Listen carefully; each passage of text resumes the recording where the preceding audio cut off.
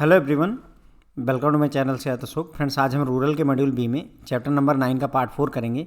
ये चैप्टर है आपका रूरल क्रेडिट इंस्टीट्यूशन के बारे में। इसमें हम बीएफ यानी बिजनेस फैसिलिटेटर और बीसी यानी बिजनेस करस्पॉन्डेंट के बारे में बात करेंगे। ओके, तो सबसे पहला जो सवाल आपके मन में आएगा कि दोनों में डिफरेंस क्या होता है, तो वो देख लीजिए तो चीज़ें ज़्यादा क्लियर होंगी।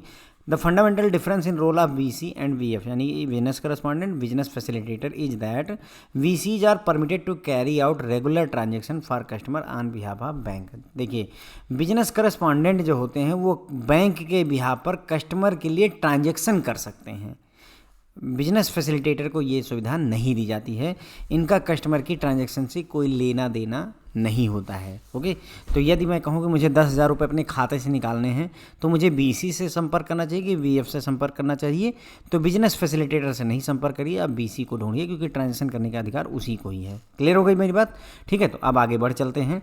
Concept of business facilitator business correspondent in rural banking बात करेंगे।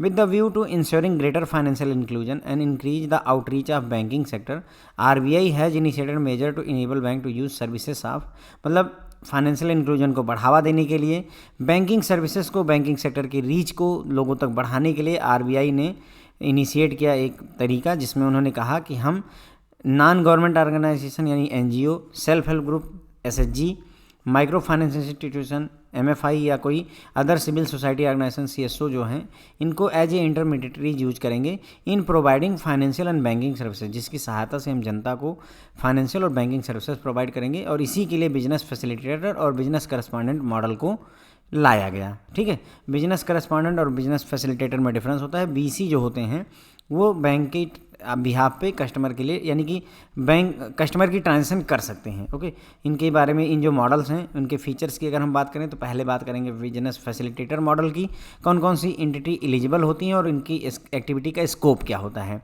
Under the business facilitator model, bank में use intermediaries such as NGO, farmers club, cooperative, community based organisation, post office, insurance agent for providing facilitation services. तो इसमें business facilitator model में जो bank होता है वो एनजीओ का, फार्मर्स क्लब का, कोऑपरेटिव्स का, कम्युनिटी बेस्ड ऑर्गेनाइजेशन का, पोस्ट ऑफिस का, इंश्योरेंस एजेंट वगैरह, इनको यूज करके फैसिलिटेशन की सर्विसेज दे सकते हैं। जो बिजनेस फैसिलिटेटर होते हैं वो क्या क्या सर्विसेज देते हैं? जो बारोअर है, कोई लोन लेने आया है तो उसकी पहचान करने में मदद कर सकते हैं। Collection and primary processing of loan application including verification of primary data, जो भी आपके पास में लोन एप्लीकेशन आ रहे हैं बैंकों में, ब्रांचों में, उनकी प्राइमरी प्रोसेसिंग, डेटा का कलेक्शन, ये सारे काम में बिजनेस फैसिलिटेटर मदद करते हैं। आप नोटिस करिएगा, कहीं भी कोई ट्रांजैक्शन का काम इनसे नहीं लिया जा रहा है। सिर्फ मतलब जो ऐसी जिम्मेदारियां जैसे चले गए रिकवरी करवाने, इस तरीके की हेल्प वाले ही काम करें। जैसे लोन एप्लीकेशन की वेरिफिकेशन कर ली, बारोअर का आइडेंटिफिकेशन कर लिया है।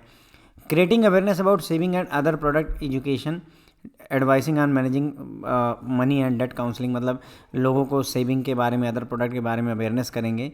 मनी के मैनेजमेंट में, डेट के काउंसलिंग में मदद करेंगे। Processing and submission of application to bank, बैंकों को जो भी एप्लीकेशन कस्टमर की तरफ से मिलेगा उसकी प्रोसेसिंग और सबमिशन करेंगे ब्रांचेज में। सेल्फ हेल्प ग्रुप और जॉइंट लायबिलिटी ग्रुप के प्रमोशन और नर्चरिंग में मदद करेंगे।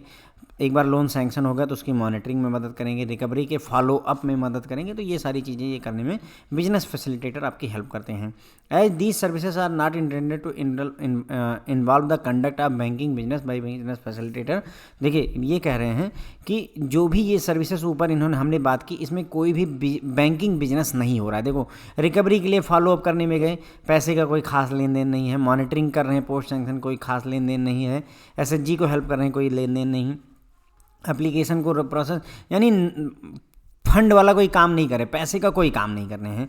तो ऐसे में no approval is required from RBI for above intermediary for facilitation services. मतलब अगर आपको बिजनेस फैसिलिटेटर को अपॉइंट करना है तो उसके लिए आरबीआई से कोई परमिशन की जरूरत नहीं है, क्योंकि भैया पैसों से कोई लेन देन नहीं हो रहा है। पैसे का लेन देन बिजनेस करस्पॉन्डेंट मॉडल में किया जाता है। ओके, इसमें कौन सी एलिजिबल एंटिटी है और इसमें क्या क्या काम कर सकते हैं? तो बिजनेस करस्पॉन्डेंट मॉडल में NGO, micro financial institution setup under societies trust act, society registered under mutually aided cooperative society act या कोऑपरेटिव सोसाइटी एक्ट किसी पर्टिकुलर स्टेट का उसमें रजिस्टर्ड हो। रजिस्टर्ड एनबीएफसी जो है पब्लिक से डिपॉजिट ना एक्सेप्ट कर रही हो, पोस्ट ऑफिस, ये सभी लोग बिजनेस करस्पॉन्डेंट के तौर पर काम कर सकते हैं। ओके, तो हमारे पास में एनजीओ है, माइक्रो फाइनेंशियल इंस्टीट्यूशंस हैं, सोसाइटीज़ हैं, ओके, कोऑपरेटिव्स हैं, ये सभी बिजनेस करस्पॉन्डेंट का काम कर सकते हैं। बैंक में conduct through due diligence on such entities keeping in view the indicative parameters laid down by RBI in this regard. अगर किसी को बीसी एजेंट आप बना रहे हैं तो वहाँ पर पूरी तरह से सावधानी बरतिए, व्यक्ति के बैकग्राउंड को, हर चीज़ को चेक कर लीजिए। Okay, while engaging such intermediate as business correspondent, bank should ensure that they are well established, enjoy good reputation and having confidence of local people. किसी भी व्यक्ति को अगर आप बीसी के तौर पर अपॉइंट कर रहे हैं तो मतलब व्यक्ति सम्मानित होना चाहिए, उसकी अच्छी रेपुटेशन होना चाहिए। ऐसा नहीं कि जिसी से पाया उसी से उधार ले लिया, किसी को पैसा लौटा नहीं रहा है, और लोकल जो पीपल हैं उनका भी कॉन्फिडेंस उस व्यक्ति के अंदर होना चाहिए। In addition to activities listed under business facilitator model, scope of activities undertaken by BC will include, मतलब जो बिजनेस फैसिलिटेटर काम करते हैं वो तो करेंगे ही, प्लस ये सारे काम और भी करेंगे, जैसे स्मॉल वैल्यू क्रेडिट के डिस्बर्सल का काम दे सकते हैं, recovery of principal, collection of interest, यानी कि वहाँ देखिए रिकवरी में फॉलोअप में मदद करते थे, यहाँ एक्चुअल रिकवरी करने जा रहे हैं मूलधन और ब्याज की। स्मॉल वैल्यू के डिपॉजिट ये एक्सेप्ट कर सकते हैं, कलेक्ट कर सकते हैं, माइक्रो इंश्योरेंस का सेल कर सकते हैं, म्यूचुअल फंड प्रोडक्ट का, पेंशन प्रोडक्ट का, थर्ड पार्टी प्रोडक्ट का बेच सकते हैं, इनको अधिकार होता है। Receipt and delivery of small value remittance, other payment instruments, तो मतलब ये छोटे मोटे रेमिटेंस ट्रांसफर वगैरह भी कर सकते हैं। Activity to be undertaken by BC would be within the normal course of banking business and not conducted through the entities indicated above at place other than banking process but conducted. देखिए मैं समझाता हूँ, business correspondent जो activity करेंगे वो जैसे bank का business होता है उसी तरीके से ही नॉर्मल कोर्स में करेंगे, लेकिन जो बिजनेस किया जाना चाहिए बैंक की प्रीमाइसेस के अलावा किसी अदर प्लेस पर किया जाना चाहिए। बैंक के ब्रांच के अंदर बैठकर नहीं करोगे आप, ब्रांच के बाहर जाओ किसी और प्लेस पर, जो बैंक का काम होता है उसी तरीके का काम आप कर सकते हैं। अब यहाँ हम बात करेंगे गाइडलाइंस क्या हैं बीसी एजेंट को अपॉइंट करने के लिए, आरबीआई क्या कहता है। तो चाहे शेड्यूल्ड कमर्शियल बैंक हो, आरआरबी हो, लोकल एरिया बैंक हो, वो बीसी एजेंट को एम्प्लॉय कर सकते हैं, बशर्ते कि वो जो है कंप्लायंस करे गाइडलाइन का। कंप्लायंस में क्या क्या गाइडलाइंस आती हैं, बैंक में formulate A policy for engaging business correspondent with the approval of their board of directors. तो बैंक क्या करेगा, एक पॉलिसी बनाएगा बिजनेस करस्पॉन्डेंट के अपॉइंटमेंट के लिए, और उस पॉलिसी का अप्रूवल बोर्ड ऑफ डायरेक्टर्स द्वारा किया जाना चाहिए। ड्यू डिलीजेंस किया जाना चाहिए, जो भी इंडिविजुअल या एंटिटी को आप बीसी एजेंट के तौर पर अपॉइंट कर रहे हैं, जैसे भी बीसी के तौर पर आप रखने जा रहे हैं उस व्यक्ति का या किसी संस्था को बीसी के तौर पर लगा रहे हैं जो और लोगों को आपके बीसी के तौर पर रखेगी, तो उसमें जैसे मतलब मान लीजिए कोई कंपनी है, कार्बी एक कंपनी है, वो क्या करेगी, आप बैंक ने कार्बी के साथ अपॉइंटमेंट कर लिया, इंगेजमेंट मतलब अपना जो है सेटलमेंट कर लिया एक तरीके से, तो कार्बी के साथ बैंक ने कॉन्ट्रैक्ट कर लिया। अब कार्बी क्या करेगी, सारे बीसी वो रखेगी, कहने मतलब ये हो गया। तो बिजनेस एंटिटीज के साथ में अगर आप कर रहे हैं तो ड्यू डिलीजेंस आपको पूरी तरह से रखना चाहिए। ड्यू डिलीजेंस में आपको क्या क्या देखना होता है, जैसे reputation, market standing, financial soundness कैसी है, मैनेजमेंट कैसा है, कॉर्पोरेट गवर्नेंस कैसा है, कैश हैंडलिंग एबिलिटी है कि नहीं, टेक्नोलॉजी सोल्यूशन इंप्लीमेंट करने लायक है कि नहीं है, ये सारी चीज़ें आपको देखने की जरूरत होती है। बैंक में इंगेज फॉलोइंग इंडिविजुअल, किसको किसको बीसी एजेंट के तौर पर रख सकते हैं, तो रिटायर्ड बैंक के एम्प्लॉई, रिटायर्ड टीचर हो गए, रिटायर्ड गवर्नमेंट एम्प्लॉय हो गए, एक सर्विसमैन हो गए, इंडिविजुअल ओनर जो किराना के, मेडिकल शॉप के और फेयर प्राइस शॉप जो होती हैं उनके अगर ओनर हैं उनको रख सकते हैं। इंडिविजुअल जो कि पब्लिक पीसीओ जो चलता था पहले, पब्लिक कॉल ऑफिस पीसीओ चलते थे, उनके ऑपरेटर को रखा जा सकता है। स्मॉल सेविंग अकाउंट चाहे वो गवर्नमेंट ऑफ इंडिया की हो चाहे इंश्योरेंस कंपनी की हो, उसके एजेंट को रख सकते हैं। इंडिविजुअल जिनके पास में पेट्रोल पंप वगैरह है, authorise functionary of well run SHG, self help group के जो मतलब अथराइज फंक्शनरी है उनको भी रखा जा सकता है। उसके अलावा सीएससी जो चलाते हैं कॉमन सर्विस सेंटर, उनको भी रखा जा सकता है। एनजीओ, माइक्रो फाइनेंशियल इंस्टीट्यूशन, उसके अलावा जो सोसाइटी या ट्रस्ट जो है बनाए गए हैं, या सेक्शन 25 की कंपनी है कोई, उसको रखा जा सकता है। कोऑपरेटिव सोसाइटी जो कि mutually aided cooperative society act के तहत या स्टेट एक्ट के तहत या multi state cooperative society act के तहत रजिस्टर्ड है। पोस्ट ऑफिस हो गया इसको, कंपनी जो कि इंडियन कंपनीज एक्ट 1956 या 2013 में रजिस्टर्ड हैं। ओके, एक्सक्लूडिंग एनबीएफसी, एनबीएफसी को नहीं शामिल किया जाता, लेकिन एनबीएफसी नॉन डिपॉजिट टेकिंग वाली जो है आपका काम कर सकती हैं बीसी एजेंट के तौर पर। While BC can be BC for more than one bank. देखिए, एक बीसी जो है एक से ज़्यादा बैंकों में, एक बिजनेस करस्पॉन्डेंट है, एक व्यक्ति है, he can be BC in PNB, he can be BC in SBI, he can be in Canara Bank, तीनों में काम कर सकता है। लेकिन at the point of customer interface retail outlet और sub agent of a BC shall represent and provide banking services of only one bank. लेकिन अगर किसी कस्टमर इंटरफेस पे बैठे हो, किसी रिटेल की दुकान पे बैठे हो, या किसी बीसी के सब एजेंट अगर आप हैं, तो एक ही बैंक की सर्विसेज को आप ऑफर कर सकते हैं। ओके, तो ये जैसे बीसी है, पीएनबी या एसबीआई या कैनरा बैंक का हो गया। लेकिन वो इस पर्टिकुलर रिटेल आउटलेट पर बैठेगा तो सिर्फ पीएनबी की सर्विसेज ऑफर करेगा। The terms and condition governing the contract between the bank and BC should be carefully defined in written agreement and subjected to through legal beating.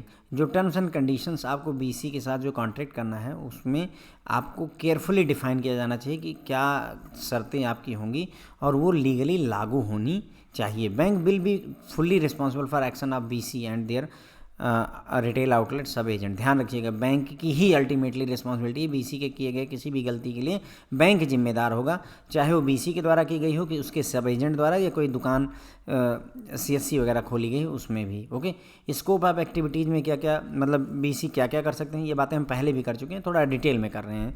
तो BC क्या क्या करेगा? बारोवर की पहचान करना, लोन एप्लीकेशन का प्राइमरी प्रोसेसिंग कलेक्शन का काम करना, प्राइमरी डेटा का वेरिफिकेशन करना, उसके बाद में सेविंग अकाउंट अदर प्रोडक्ट के बारे में एजुकेशन देना, अवेयरनेस फैलाना, बैंक के एप्लीकेशन का बैंक में लाकर loan application, saving account application का सबमिशन, उसकी प्रोसेसिंग, ठीक है।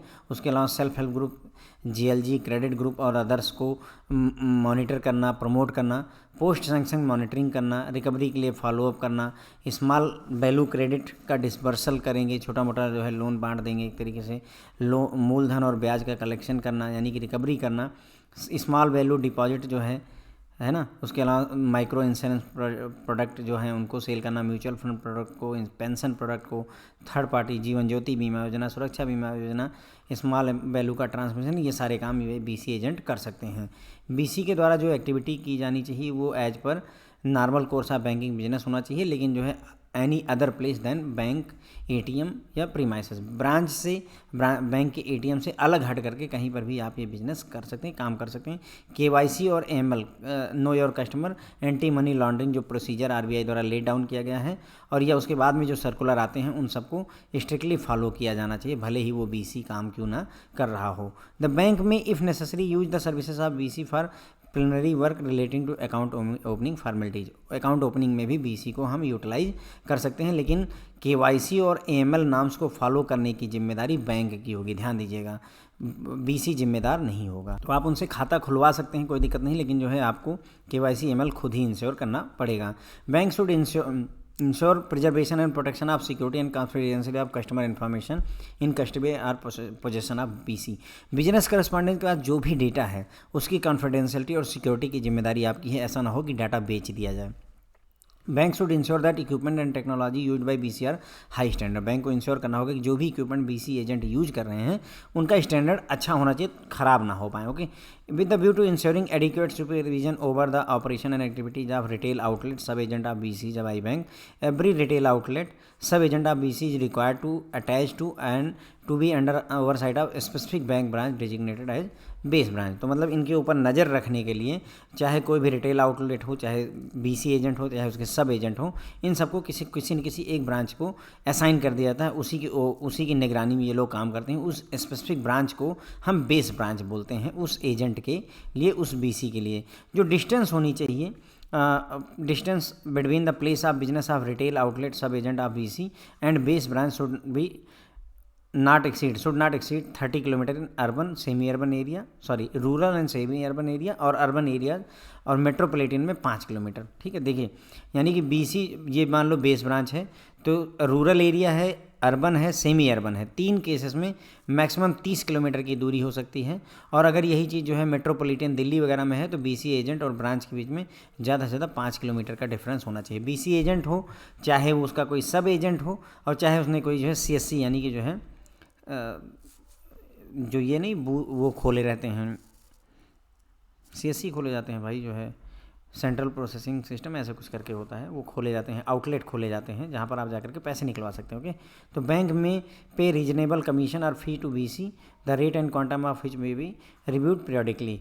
तो बैंक जो है इनको कमीशन देगा, फीस देगा बीसीज को, और कितना देना है उसको पीरियडिकली रिव्यू किया जाना चाहिए। Agreement between VC should specifically prohibit them from charging any fees from customer directly for services rendered by them on behalf of bank। जो एग्रीमेंट बैंक और BC के बीच में होगा उसमें लिखा जाना चाहिए कि किसी और तरीके की फ़ीस आप चार्ज नहीं कर सकते हैं, सिर्फ बैंक जो चार्ज बोलता है। मान लो अकाउंट ओपन करने के 100 रुपये चार्जेज हैं, तो बस 100 रुपये आप वसूल सकते हैं। आप अपनी तरफ से ये नहीं कह सकते 20 रुपये मैं आपके घर आया हूँ इसके लिए दे दीजिए, ये बात क्लियर करनी हो चाहिए। Remuneration should combine fix and variable part depend upon some indicator or measure of customer satisfaction. जो इनको मेहनताना मिलेगा वो फिक्स प्लस वेरिएबल पार्ट से मिल करके बनेगा। फिक्स तो रहेगा ही, वेरिएबल पार्ट इसलिए ताकि कस्टमर अगर सेटिस्फाइड है तो एक्स्ट्रा मिल जाएगा, नहीं तो नहीं मिलेगा। Okay, some part of variable remuneration could be deferred or clawed back in case of deficiency of services. जो वेरिएबल रेन्यूमरेशन है, मेहनताना है, उसको रोका भी जा सकता है, टाला जा सकता है, ताकि अगर मान लो उसने सर्विस अच्छे से नहीं प्रोवाइड की तो हम उसको जो है पैसे नहीं देंगे, ऐसा भी कर सकते हैं। The bank are permitted to collect reasonable service charges from customer in transparent manner. जो बैंक होता है फ्रेंड, उसको परमिट होता है कि वो सर्विस चार्ज जो है कस्टमर से ट्रांसपेरेंट मैनर में वसूल सकता है। BC को ये अधिकार नहीं दिया गया है। As engagement of intermediate such as business facilitator correspondent involve significant reputation, legal and operational risk. ध्यान रखिएगा, BC एजेंट को लगाने से आपको रेपुटेशनल लॉस है, लीगल लॉस है और ऑपरेशनल रिस्क, 3 तरीके के रिस्क यहाँ पर आते हैं, इसलिए ड्यू कंसिडरेशन दिया जाना चाहिए इन रिस्क के लिए। ये क्वेश्चन इसमें रूरल का है तो इसलिए नहीं पूछा जाएगा, लेकिन ये जो है और जगहों पर पूछा जा सकता है कि भाई बिजनेस करस्पॉन्डेंट को लगाने से कौन कौन से, या हो सकता है रूरल में भी पूछ लें। तो रेपुटेशन रिस्क, लीगल रिस्क और ऑपरेशनल रिस्क, 3 रिस्क होते हैं। तो ऐसे में बैंकों को अपने आप को बचा के रखना होता है। BC बदनामी करेगा तो बैंक की अल्टीमेटली बदनामी होगी। Bank should adopt technology based solution for managing the risk beside increasing the outreach of cost effective manner. देखिए, बैंकों को क्या करना है, टेक्नोलॉजी बेस्ड सोल्यूशन यूज करना है ताकि चीज़ें कंट्रोल में रहें। मैनुअल चीज़ें कम करके टेक्नोलॉजी, जैसे किसी कस्टमर ने पैसे निकालने हैं तो वो भी मशीनरी के थ्रू होना चाहिए, और पैसे जमा करने तो वो भी मशीनरी के थ्रू होना चाहिए। तो इससे क्या है कि गड़बड़ नहीं कर पाएगा, रिस्क मिटिगेट हो जाएगा, कम हो जाएगा। ठीक है, और इससे जो है आप अपनी ब्रांचों का मतलब अपने बैंकिंग सर्विसेज का आउटरीच बढ़ाएंगे कॉस्ट इफेक्टिव मैनर में, उसमें कोई डाउट नहीं है, लेकिन आपको सावधानी भी बरतनी होगी। In formulating their scheme bank may to be guided by recommendation made by at chapter 3 of Khan group report. ठीक है, also outsourcing guideline release by Reserve Bank of India. तो बोल रहे हैं कि जब भी आप ये स्कीम बिजनेस करस्पॉन्डेंट के लिए स्कीम बनाएं तो वहाँ पर खान ग्रुप की जो रिकमेंडेशन रिपोर्ट है उसके चैप्टर 3 से आपको रिकमेंडेशन को ध्यान रखना चाहिए, और साथ ही साथ में आउटसोर्सिंग, किसी भी सर्विस को आउटसोर्स करने की RBI की जो गाइडलाइन है उसको भी ध्यान देना चाहिए। Bank should carry out a detailed review of performance of various VC engaged at them at least 1 in a year. मतलब साल भर में एक बार हर एक VC की जो है परफॉर्मेंस को आपको कायदे से रिव्यू करना चाहिए। And they should monitor the activities of VCs through their controlling officers and also through various फोरा अंडर लीड बैंक स्कीम। तो बोल रहे हैं कि जो VC की एक्टिविटीज़ है उसको सर्कल ऑफिस, रीजनल ऑफिस के थ्रू, और साथ ही साथ में लीड बैंक स्कीम के थ्रू, जैसे SLBC, BLBC है ना, state level bankers committee, block level bankers committee, इनके थ्रू इनको मतलब वॉच किया जाना चाहिए, मॉनिटर किया जाना चाहिए। The internal control mechanism in bank should include visit to BC interface with customer at periodical interval. मतलब कहने का, जो अगर BC के ऊपर कंट्रोल लगाना तो उसके लिए आप VC के पास जा सकते हैं, विजिट कर सकते हैं, साथ ही साथ में कस्टमर से भी इंटरेक्ट कर सकते हैं पीरियडिकल इंटरवल पे, जिनसे जो है BC इंटरेक्ट कर रहा है। Okay, bank should take all measures to protect the interest of customer. Customer के अधिकारों को बचाने के लिए जितने भी संभव हो वो सारे जो है काम किए जाने चाहिए। Bank should consist grievance redressal mechanism machinery. देखिए, अब BC से अगर किसी को परेशानी है तो उसकी ग्रेवियंस रेड्रेसल के, उस तकलीफ को दूर करने के लिए ग्रेवियंस रेड्रेसल मशीनरी इस्टेब्लिश की जानी चाहिए, ताकि जो भी कंप्लेंट्स हैं उनको ठीक से एड्रेस किया जा सके। BC के द्वारा सर्विस दिए जाने में मान लो कोई दिक्कत होती है तो उसके लिए कंप्लेंट किया जा सकता है, और इसके बारे में पब्लिसिटी जो है इलेक्ट्रॉनिक मीडिया और प्रिंट मीडिया के द्वारा की जानी चाहिए कि अगर BC से कोई गलती होती है तो आप हमें बता सकते हैं। जैसे बसों में लिखा होता है कि अगर तेज़ स्पीड से चलाते हों तो इस नंबर पर कॉल करें, ठीक उसी तरीके से डिटेल फैलनी चाहिए। Name and contact number of designated grievance redressal officer of bank should be made known and widely publicised. कौन सा व्यक्ति जो है ग्रेवियंस रेड्रेसल ऑफिसर के तौर पर अपॉइंट किया गया है ब्रांच के द्वारा, उसका नाम डिटेल में दिया जाना चाहिए। Designated officer should ensure that genuine grievances of customer are redressed promptly.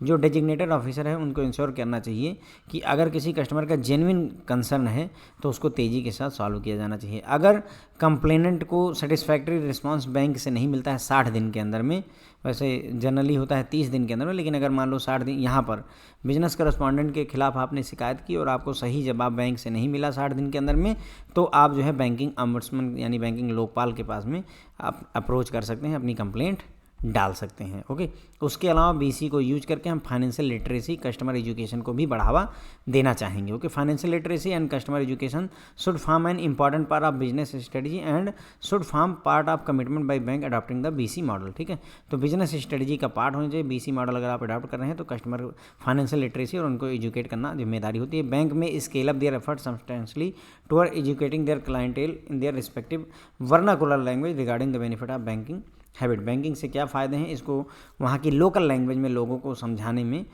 BC agents का फ़ायदा उठाया जा सकता है। Information regarding BC engage in bank may be placed on the website of bank. ठीक है, तो बीसी एजेंट जो है इंगेज किए गए हैं उसके बारे में जानकारी बैंक की वेबसाइट पर दी जानी चाहिए। ठीक है फ्रेंड, तो ये हो गया आपका बीसी एंड बीएफ। ठीक है, 4 लेक्चर आ गए इस चैप्टर नंबर 9 के। लगभग हमने आपको कवर अप कर दिया है। 80% चैप्टर आपका कवर हो चुका है। ठीक है, मैं कोशिश करूंगा एक और जो है वीडियो अगर आ जाता है तो ठीक है, अदरवाइज जो है चैप्टर नंबर यहीं पर ख़त्म होता है। Thank you so much.